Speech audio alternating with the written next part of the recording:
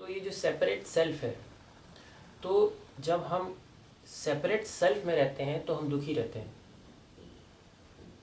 Separate self से जब हम ध्यान में जाते हैं तो सेपरेट सेल्फ खत्म हो जाता है।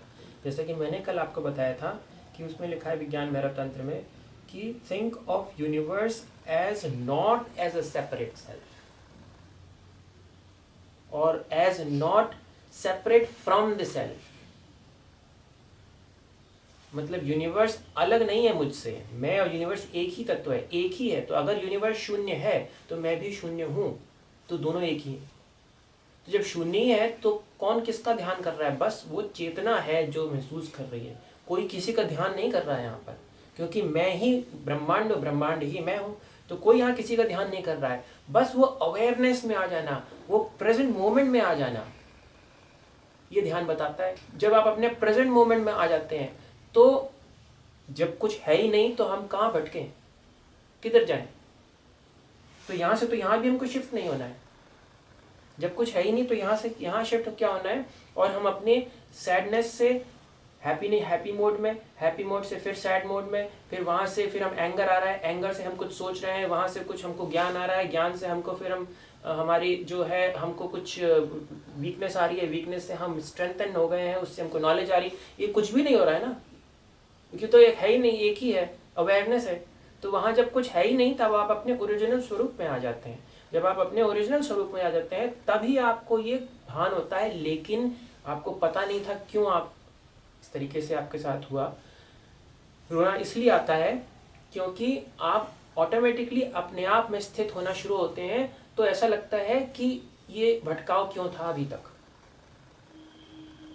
क्यों मैंने अपने आप की स्थिति को नहीं पहले जाना, इसी में फंसे रहे। क्योंकि जब तक इन चीज़ों में हम फंसे रहते हैं, दो में हम फंसे रहते हैं, तब तक हम दुख में रहते हैं। लेकिन हमको पता नहीं है, अनअवेयर है ना हम लोग, पता नहीं है कि हम दुख में हैं। सुख में आते हैं तो ये नहीं पता रहता है कि दुख से सुख में रोना क्यों आ रहा है।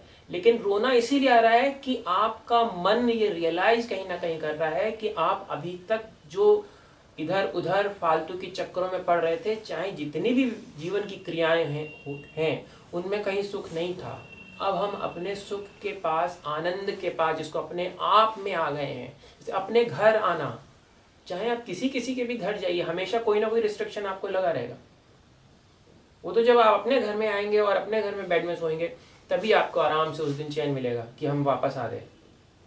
अब दूसरे के घर में जा रहे हैं तो जैसा दूसरा रखेगा आपको सब कुछ सहन करना है, और आप सोच रहे हैं हम मजा कर रहे हैं, मजा नहीं कर रहे हैं।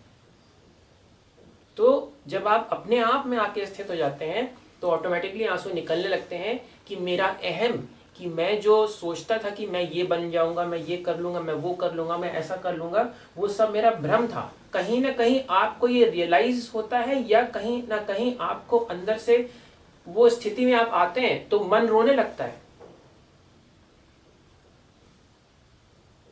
लेकिन आपको पता नहीं होता कि क्यों मन रो रहा है, क्योंकि ये स्थिति आपको कुछ पता ही नहीं है कि दूसरा क्या है, कि आत्मा क्या है, कि मैं कहाँ पर हूँ, मैं कहाँ आ गई, मैं कहाँ थी, सब कुछ पता नहीं था। तो पता नहीं था तो जो है आपको ये पता ही नहीं चलता कि हाँ कुछ तो है, कुछ कहीं तो है, अच्छा लग रहा है। तो ये अच्छा क्या लग रहा है? ऐसा कौन सा चीज़ अच्छी लग रही है इसमें जो रोना आ रहा है? तो ये जो रोना आ रहा है ये आपके अंदर का ये था कि आपको एक्सपीरियंस हो रहा है कि मैं अभी तक भटक रही थी इधर उधर, अब मैं अपने पास आ गई हूँ। अपने आप से दूर जहाँ भी जाऊंगी वो भटकाव ही है। वो तो हम जब अपने पास आ जाएंगे आत्मा में तो हम ओरिजिनल अपने स्वरूप में आ जाएंगे। वही तो आनंद है ना। आनंद ही तो ढूंढ रहा है ना। आप किसी घर तो इसीलिए जाते हैं ना कि हम आनंद ले सकें। अब मिले या ना मिले वो तो कितना मिले, तो हम अपने आप में